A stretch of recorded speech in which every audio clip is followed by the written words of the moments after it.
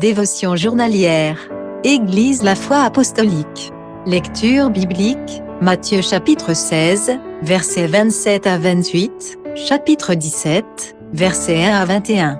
6 jours après, Jésus prit avec lui Pierre, Jacques, et Jean, son frère, et il les conduisit à l'écart sur une haute montagne. Il fut transfiguré devant eux, son visage resplendit comme le soleil, et ses vêtements devinrent blancs comme la lumière. Matthieu chapitre 17, versets 1 à 2. Tandis que nous nous blottissions sous les tables de notre salle de classe, je me souviens précisément avoir regardé les fenêtres, elles avaient l'air de traverser des ondes verticales. Quelqu'un près de moi a crié le nom de Dieu, et je me suis demandé si elle priait ou maudissait. Nous vivions un tremblement de terre. Bien que cela ait eu lieu il y a plus de 30 ans, les détails sont clairs dans mon esprit. Certaines personnes savent exactement où elles se trouvaient lorsque John F. Kennedy, président des États-Unis, a été abattu. Ceux qui ont vécu le 11 septembre n'ont qu'à fermer les yeux pour revivre le traumatisme. Nous avons tous des événements mémorables. Le vôtre est peut-être le jour de la proposition de votre mari, ou le jour de la naissance de votre enfant. Même si ces événements ont eu lieu il y a des années, nous pouvons revoir les scènes dans les moindres détails dans notre esprit. Imaginez le frisson que Pierre, Jacques et Jean ont ressenti en entendant la voix du Père, et en voyant Jésus transfiguré.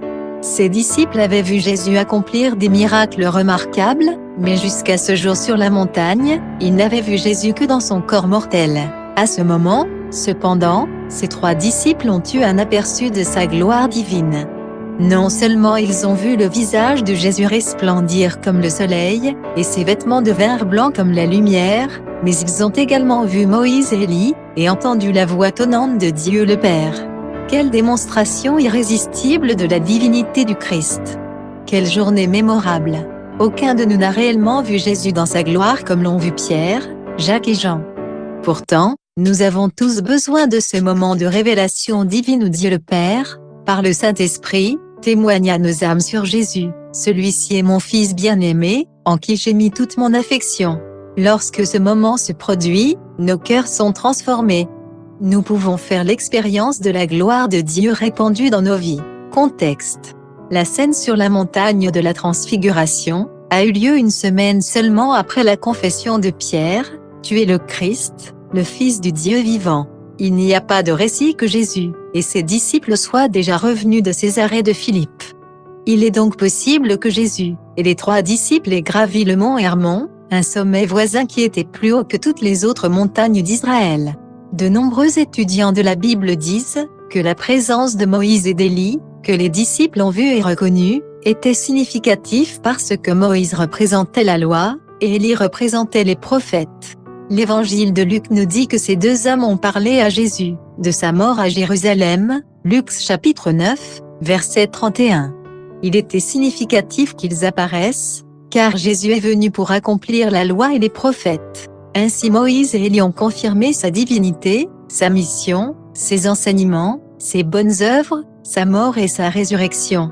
Pierre, à sa manière impétueuse, a pris la parole. Le peuple juif de ce jour-là croyait que le Messie établirait immédiatement son royaume, et le délivrerait de la main de ses ennemis. Pierre a alors peut-être pensé qu'il serait bon que Moïse et Élie restent avec Jésus. Quand la voix de Dieu a parlé de la nuée, les disciples tombèrent sur leurs faces, et furent saisis d'une grande frayeur. Dieu a donné sa pleine affirmation, et son approbation au Fils, écoutez-le. Quand Jésus a touché les disciples, ils ont vu que Moïse et Élie avaient disparu, illustrant comment Jésus lui-même allait bientôt accomplir la loi, et les prophètes.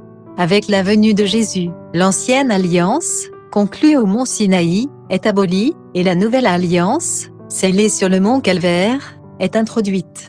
Au verset 11 et 12, la mention de Jésus selon laquelle Élie est déjà venu se référait à Jean-Baptiste. Notez que Matthieu a poursuivi le récit de la Transfiguration, Matthieu chapitre 17, versets 1 à 13, avec un récit de l'incapacité des disciples à guérir un garçon possédé par un démon, Matthieu chapitre 17, versets 14 à 21. Matthieu a souligné un contraste entre la révélation divine et l'incrédulité humaine. Jésus a fait savoir à ses disciples que la foi pour faire de telles œuvres pour Dieu exigeait la prière et le jeûne. Ceux qui possèdent une telle foi, n'abandonnent pas lorsque leurs prières ne sont pas immédiatement exaucées. Le pouvoir d'accomplir les miracles vient de Dieu, mais la foi est nécessaire. Certaines situations nécessitent une dépendance supplémentaire de Dieu. Regardez de plus près. Quelles étaient les instructions de Jésus à ses disciples, quand il commençait à descendre la montagne? Pourquoi pensez-vous qu'il leur a dit cela? Comment Dieu vous a-t-il révélé que Jésus était son Fils bien-aimé? Quel impact cette révélation a-t-elle eu sur votre vie? Conclusion. Christ, le Fils de Dieu, est-il entré dans votre cœur? Si tel est le cas, ce fut une journée mémorable dans votre vie. Maintenant, que sa gloire brille à travers vous. Bonne journée à vous. Matthieu, chapitre 16. Car le Fils de l'homme doit venir dans la gloire de son Père avec ses anges, et alors il rendra à chacun selon ses œuvres. Je vous le dis en vérité. Quelques-uns de ceux qui sont ici ne mourront point, qu'ils n'aient vu le Fils de l'homme venir dans son règne. Matthieu, chapitre 17. 6 jours après, Jésus prit avec lui Pierre, Jacques et Jean, son frère, et il les conduisit à l'écart sur une haute montagne. Il fut transfiguré devant eux. Son visage resplendit comme le soleil et ses vêtements devinrent blancs comme la lumière. Et voici, Moïse et Élie leur apparurent, s'entretenant avec lui.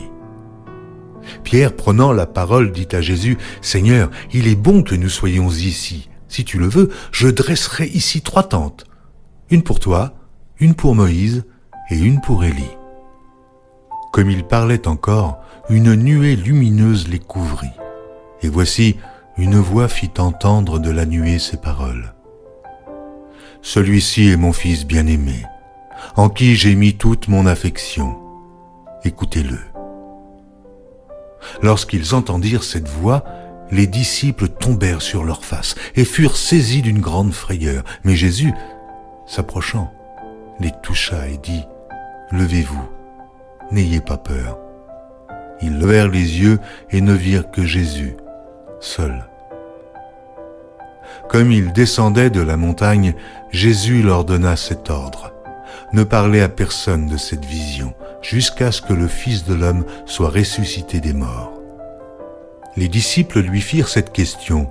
« Pourquoi donc les scribes disent-ils qu'Élie doit venir premièrement ?»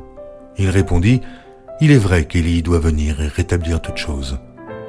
Mais je vous dis qu'Élie est déjà venu, qu'ils ne l'ont pas reconnu, et qu'ils l'ont traité comme ils ont voulu. De même, le Fils de l'homme souffrira de leur part. » Les disciples comprirent alors qu'il leur parlait de Jean-Baptiste. Lorsqu'ils furent arrivés près de la foule, un homme vint se jeter à genoux devant Jésus et dit, « Seigneur, aie pitié de mon fils, qui est lunatique et qui souffre cruellement. Il tombe souvent dans le feu et souvent dans l'eau. Je l'ai amené à tes disciples et ils n'ont pas pu le guérir. » « Race incrédule et pervers, répondit Jésus. Jusque à quand serai-je avec vous? Jusque à quand vous supporterai-je?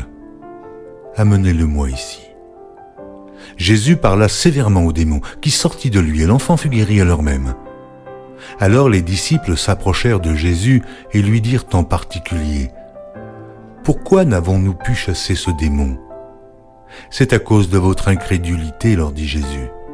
Je vous le dis en vérité, si vous aviez de la foi comme un grain de sénévé, vous diriez à cette montagne, « Transporte-toi d'ici, là », et elle se transporterait. Rien ne vous serait impossible.